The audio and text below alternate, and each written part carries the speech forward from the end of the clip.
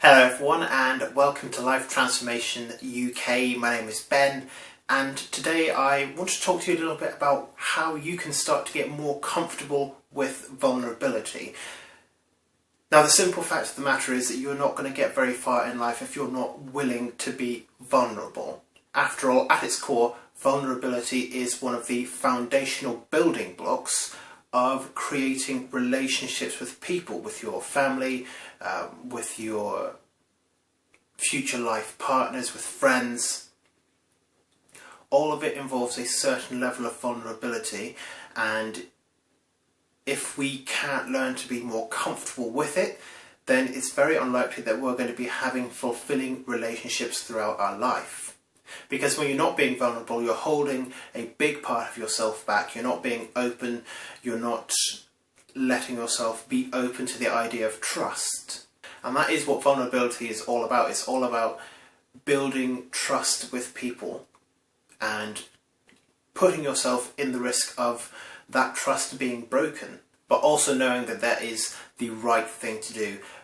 Being open to vulnerability is better for your mental health in general because it stops you from locking in all of your thoughts and feelings inside, and it gives you an opportunity to express them to people who could support you, but at the same time they might not as well. And vulnerability is all about learning how that is absolutely okay, because not everyone has to be 100% supportive. You don't have to trust everyone, but through the process of being open to vulnerability, you do learn which people in your life are the ones that you can depend on.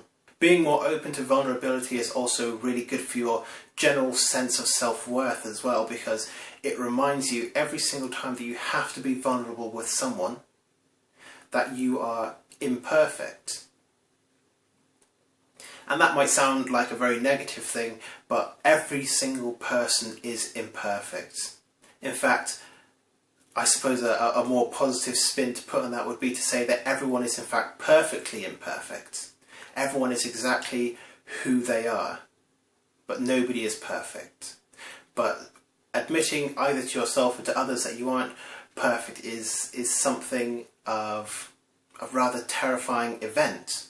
But starting to embrace vulnerability, that is what really starts to get you into that headspace of it's okay for me to share this, and it's also okay for this person to have a reaction in whatever way that they do. So how do we learn how to embrace vulnerability? Well, in Brene Brown's amazing classic self-help book called Daring Greatly, I don't know if she would describe it as a self-help book.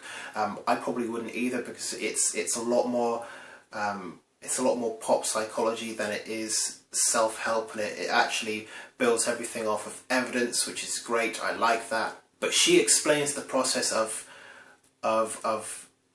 understanding vulnerability and how to embrace vulnerability, and she explains it in a really, really succinct and perfect way. And there is a lot that goes into it. There's a lot that goes into her explanation, but there was one specific anecdote that I wanted to share with you today in the hopes that it's going to help you.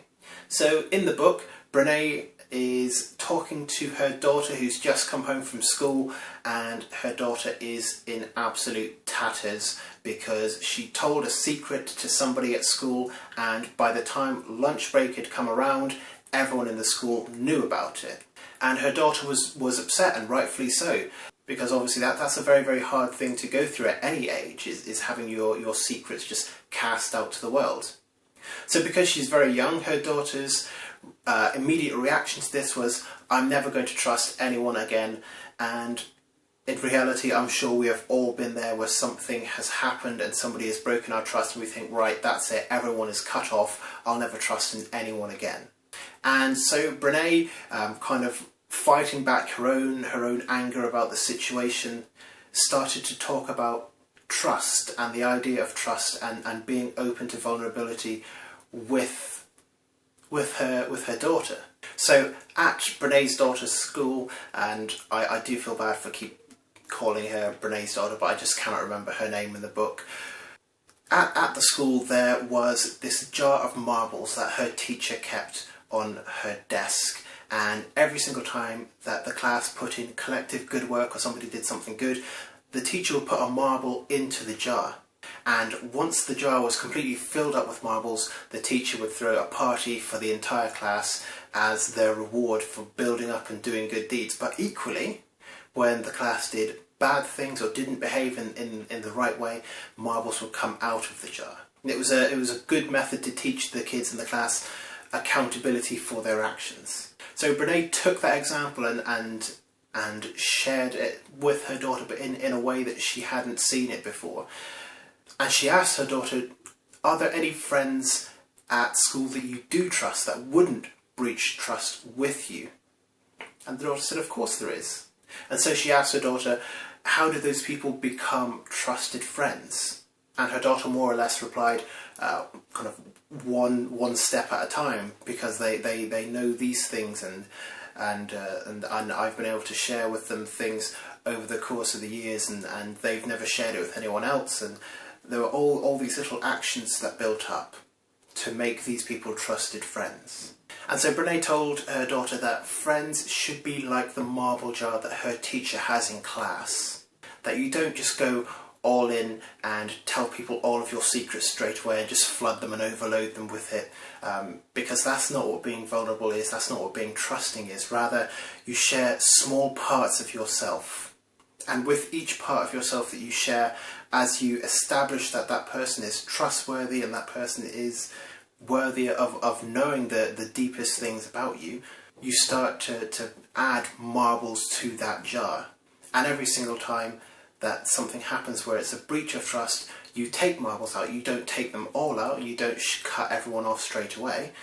It's a process, it's a building process, and it's once that jar gets up to the top, metaphorically speaking, that is when you know you can trust someone with your kind of deepest, darkest vulnerabilities. And I'm sure that I've not explained the story nearly as well as it was written down in the book, so I would recommend that you go out and get Daring Greatly. It's an absolutely fantastic book. I think I've probably read it about 3 or 4 times, and I'd love to do a bit more of a deeper review of it at some point. But this is what I wanted to share with you today. Vulnerability is very much a trust building exercise, and it's something that you just have to work with over time. It's not something that you can go all in on all at once. Just make sure that you are using those marble jar moments to identify the people that you can 100% trust, the people that aren't going to take what it is that you're saying and share it with the world for gossip points, essentially. It will take patience and it will take a lot of practice, but as you start to build up those marble jar people in your life, it becomes a lot more easy to embrace vulnerability and to become comfortable with that feeling of vulnerability. So I would encourage you to start that process today. If you don't have those people in your life, just start trying to find those marble jar friends. And remember, don't go all in at the beginning, and just because somebody does one wrong act doesn't mean you take all of the marbles out of the jar either. It's a process of learning, and it's a process of understanding as well. So take it easy on yourself and start to build up those connections today. So I hope you have found that video useful. If you have done, make sure to leave a like and a comment as well. Let me know what it is that you're going to be doing to transform your life today, and while you're down there, why not subscribe to the channel as well. But otherwise, thank you very much for watching, and I look forward to seeing you in the next video very soon.